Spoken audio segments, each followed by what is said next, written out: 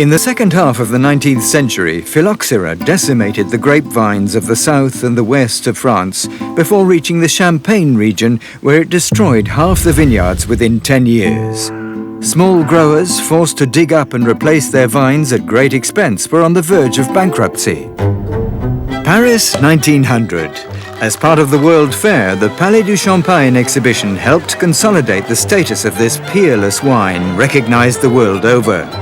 This was the Belle Époque, marked by a faith in technological, scientific and social progress. However, the winds of injustice fanned the embers of fury in the Champagne vineyards as certain dishonest wine brokers and merchants brought in low-cost wines by rail from outside the region to be turned into champagne.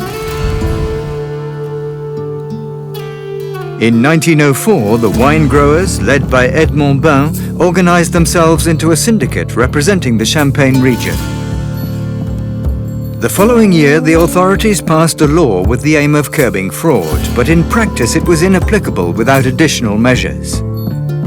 For 5 years, rebellion simmered in Champagne, and matters were not helped by the disastrous harvests of 1907 and 1910. On October the 16th, 1910, the Wine Growers Syndicate, the Fédération des syndicats de la Champagne viticole, took action, organizing an unprecedented meeting in Épernay that drew 10,000 people. To force the government to legislate, a strike was called on the payment of taxes. The situation became explosive in the early months of 1911. The prefect of the Marne region alerted President Aristide Briand, telling him, "Great misery alters people's perception of morality." He then sent the 31st Dragoons into Épernay to restore order. In Paris, Parliament was preparing a new law forcing wine growers to officially declare on bottles that their wine was produced in the Champagne region. On February the 11th, the law was ratified by the Senate. The Champagne vineyards were jubilant. The wine growers' cheers could be heard as far away as Paris. But in their haste to pass the bill, MPs excluded the vineyards of the Aube from the official Champagne region. Reaction was swift. On April the 9th, more than 20,000 demonstrators marched on Troyes to demand that the traditional Aube vineyards be included in the official Champagne region. Several town councils resigned. Wine growers burned their tax demands. On the 11th of April, the new government, led by Ernest Moniz, seeking appeasement at all costs, announced plans to abolish the official Champagne region completely. This blunder was a bombshell in the Marne. From Dizy to Damery, from Fleury to Venteuil, right the way up to Ailly, the news swept through the valley like wildfire. Led by red and tricolour flags, the wine growers converged on Épernay to vent their wrath. 4,000 of them gathered in the centre of Ailly, which only had a handful of cavaliers to protect it. The wine growers attacked the presumed fraudsters, burning down several major houses, including the Bissinger house.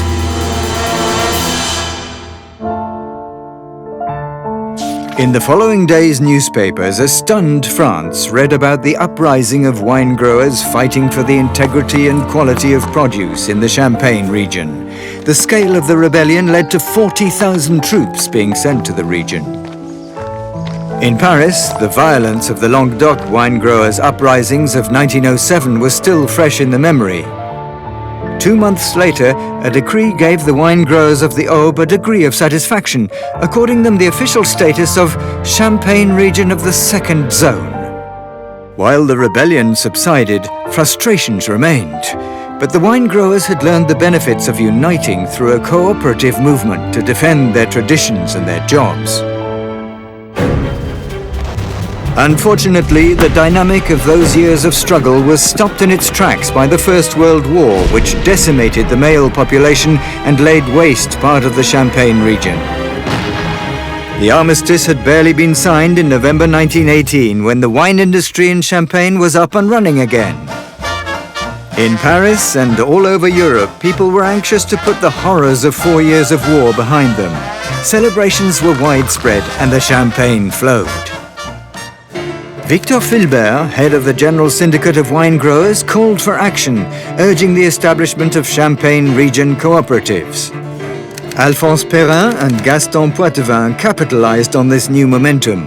On the basis of the 1911 struggle, they drafted the statutes of the first cooperative.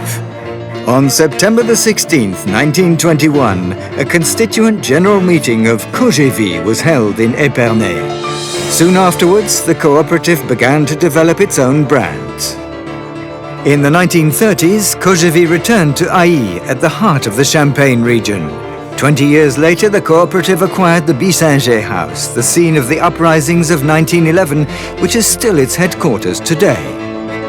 Right from the outset, harvest after harvest, member wine growers have continued to offer quality champagne, faithful to the values of the pioneers who rose up to defend Champagne and its heritage.